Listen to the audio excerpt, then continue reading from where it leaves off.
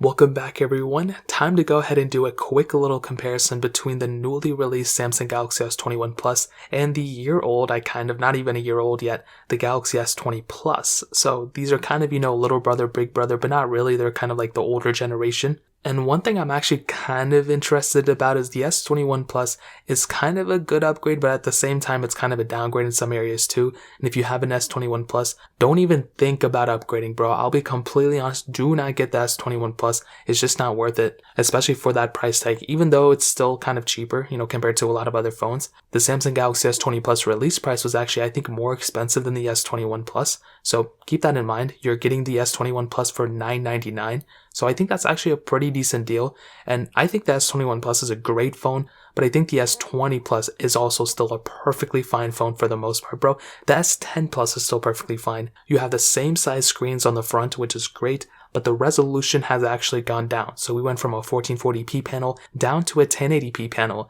And I think that's kind of a big difference. I don't think it's like a life-changing thing, but it's just like in the back of your head, you're like, wow, they actually decreased the resolution of this panel. And the screen has way less pixels per inch than the Galaxy S20 Plus, which is pretty crazy. So definitely the panel, I might assume, may be better on the S21 Plus, but again, we'll see in-house and when we test it and all that. I'm already going to pre-order it, so whenever I get it, we can compare and review it. They both have 120Hz refresh rate still, which is good. On the bottom, USB Type-C ports, and on the back, glass backs on both, but apparently the S21 Plus does have the frosted glass back, which I love. This type of new texture is something I really do like, and I hope all phones in the future have it. I hope the S22 will eventually get the glass back, the base model, but we still have reverse wireless charging and all that good stuff. And I'll go and hit on the cameras too. Now, what's interesting is that they kind of did decrease a lens, but it was a lens that we never really used anyway. As I stated before, it's kind of a pointless lens. We have the triple camera setup with that 0.3 megapixel depth lens, and they all have the same 12 megapixel wide angle lens, 64 megapixel telephoto lens,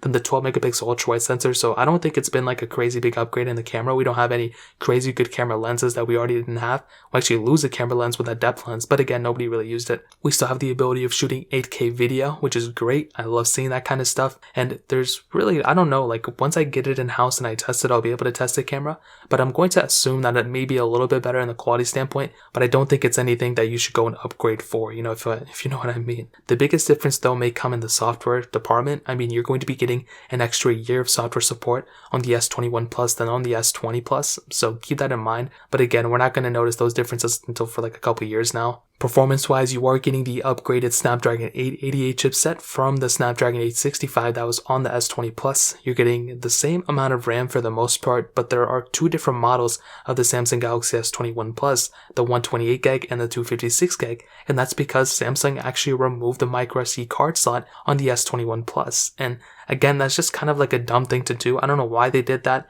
Samsung makes microSD card slots too, or microSD cards, and I feel like they would lose money that way, so it still doesn't make any sense to me. Again, there's nothing we can really do about it, but it's just kind of one of those things that does not make any sense, but I guess we'll just see what happens in the future. So in terms of performance, that pretty much covers it up. In the battery life department, you are getting a slight increase in battery life or battery size. You're getting from a 4500 mAh battery up to a 4800 mAh battery on the Samsung Galaxy S21 Plus. So an increase in 300 mAh, and I'd be excited to see, the lower resolution display and the bigger size battery, as well as the 888 chipset. I'd be surprised if the battery life is any better than the S20 Plus. I'm expecting it is, but again, we'll see how optimized that chipset is. But that really pretty much covers it up. By all means, if you have an S20 Plus, do not upgrade to the S21 Plus. Even if you have an S10 Plus, don't upgrade to the S21 Plus. I'd rather have an S20 Plus than an S21 Plus, you know what I mean? So that really pretty much covers it up. If you guys have any other questions or anything like that, let me know in the comment section below. Hit the like button, that would mean so much, but definitely hit that subscribe button. Every single subscriber that we get really does count.